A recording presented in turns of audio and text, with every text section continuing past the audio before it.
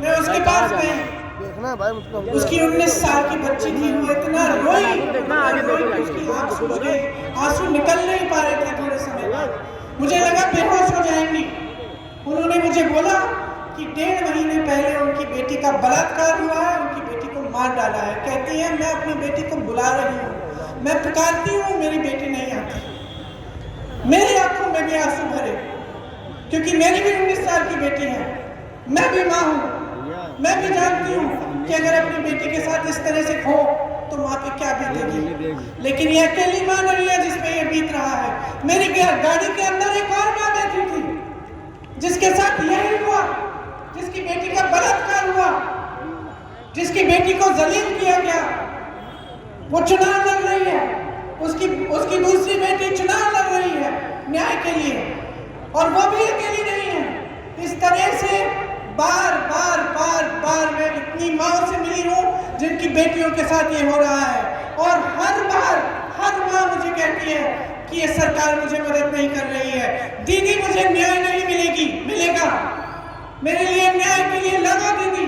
कोई नहीं सुन रहा है मेरी बात। मेरी बेटी को जलील किया जा रहा है, बेटी का बलात्कार किया, बेटी को मार डाला, फिर भी जलील कर रहे हो। ये हालत है प्रदेश की। और कहते हैं कि महिलाओं को एक गैस का सिलेंडर दे दो। एक गैस के सिलेंडर से क्या होगा? गैस भरने के पैसे नहीं है किसी के पास। महंगाई इतनी कर ली है इन लोगों ने कि लोगों की रोजी रोटी कमाना मुश्किल हो गया है। किसान रो रहा है।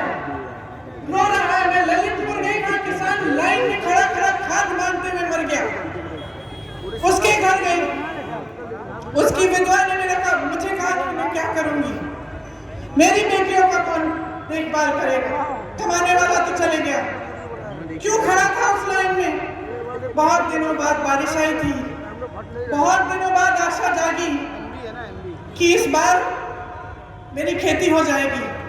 जाके खाद वितरण केंद्र में गया, लाइन में खड़ा हुआ, डर लगा कि मैं लाइन छोड़ दूंगा, घर जाऊंगा खाना खाने के लिए, पानी पीने के लिए, लाइन छोड़ दूंगा तो मुझे खाद नहीं मिलेगी, मैं फिर मेरी खेती नहीं होगी। क्या हुआ? वहीं पे दम तोड़ दिया। 2-3 दिन खड़े खड़े वहीं पे दम तोड़ दिया, खाद नहीं मिली उसे। किसान ने आंदोलन किया, किसान को कुचला गया, अपनी जीप में कि आपके लिए सरकार ने कुछ नहीं किया।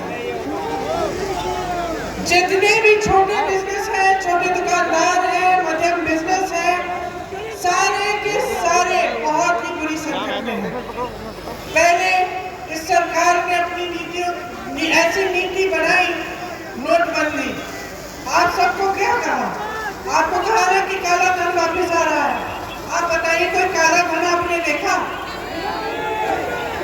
आपको कहा गया कि बड़े बड़े अमीर लोगों को हम लाइन में खड़ा कर रहे हैं। आज कौन लाइन में खड़ा है? सिर्फ और सिर्फ ये सरकारें, भाजपा की केंद्र की सरकार और प्रदेश की सरकार अमीरों के लिए चलती है, अपने बड़े बड़े उद्योगपति मित्रों की मदद के लिए चलती हैं, उनके लिए लोन बीमा, उनके लिए पॉलिसी भी बनती है। छोटे और मध्यम उद्योगों के लिए कुछ नहीं बन रहा है, गरीबों के लिए कुछ नहीं है। बजट में छोटे और मीडियम बिजनेस के लिए कुछ नहीं, मिडिल क्लास के लिए कुछ नहीं, गरीबों के लिए कुछ नहीं। सिर्फ 2 चीजों के सहारे चल रहे हैं। सबसे पहला, जितने भी राजनीतिक दल आज उत्तर प्रदेश में चल रहे हैं, आपके सामने आकर प्रचार कर रहे हैं, धर्म और जाति के आधार पर प्रचार कर रहे हैं। सबसे पहला उनके लिए यही मुद्दा है। उनको मालूम है कि चुनाव आएगा, आपसे वोट, अपने जज्बातों पे आपसे वोट मांगेंगे, वोट मिलेगा, आगे बढ़ जाएंगे। बस 5 सालों में काम दिखाने की कोई जरूरत नहीं है, आपकी मदद करने की, आपकी समस्याओं को सुलझाने की कोई जरूरत नहीं है, क्योंकि आपने जवाबदेह नहीं बनाया है।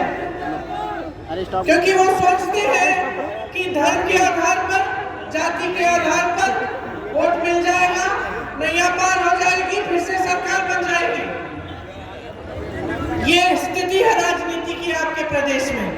दूसरी बात, इन्होंने आपको एक बोरा राशन पकड़ा दिया, महिलाओं को एक गैस सिलेंडर पकड़ा दिया, थोड़े बहुत पैसे आपके खाते में डाल दिए, आपको इन चीजों पर निर्भर बना दिया, आपको रोजगार नहीं देंगे। सुन लीजिए ध्यान में, नारे मत मारिए, सुन लीजिए ध्यान से, सुन लीजिए ध्यान से, बहुत महत्वपूर्ण बात कह रही हूं मैं।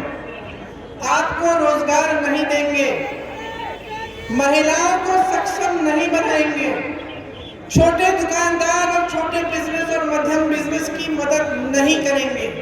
ये चाहते हैं कि आप विधानसभा चुनाव के लिए आपकी आगे की क्या तैयारियां हैं? कि मुझे ऐसा लगता है आज प्रियंका जी को सुनने के बाद गोविंद नगर की जनता मूड तो बना ही चुकी थी, लेकिन अब उनको पूरा विश्वास हो गया है कि कांग्रेस ही है जो गोविंद नगर के मुद्दों को उठा रही है। आज प्रियंका जी ने महिला सशक्तिकरण की बात हो, बेटियों की बात हो, रोजगार की बात हो, नौकरी की बात हो, स्वच्छता की बात हो, लोगों को मालिकाना हक दिलाने की बात हो, हर मुद्दे पर प्रियंका जी ने बोला है और गोविंद नगर का बहुत प्यार और आशीर्वाद कांग्रेस को मिल रहा है। शैलेंद्र दीक्षित, जिंदाबाद। तुमने भाई हमारी आईडी सही लगा लो, कट रही है। दोबारा फिर से ना बुलाओ भाई, गला बैठ। शैलेंद्र दीक्षित जो गोविंद नगर विधानसभा से जिनका नाम आ रहा था टिकट को लेकर, उन्होंने इस्तीफा दे दिया। आपको क्या लगता है कि जो उनके समर्थक हैं वो कांग्रेस से खफा हैं, इस चुनाव में कुछ असर पड़ेगा? मुझे ऐसा लगता है उनके समर्थक होते तो वो चुनाव लड़ते, उनके समर्थक हैं ही नहीं, इसीलिए पार्टी ने मुझे मौका दिया है। अब वो स्वतंत्र हैं, भाजपा ज्वाइन कर चुके हैं, तो ऐसे दोगलों को ही कांग्रेस को जरूरत नहीं है। अच्छा, शैलेंद्र दीक्षित, आपको क्या लगता है कि जो विरुद्ध कोई षड्यंत्र कर सकते हैं? जी हाँ, मुझे तो नहीं लगता, क्योंकि षड्यंत्र करने के लिए भी बुद्धि की ज़रूरत होती है।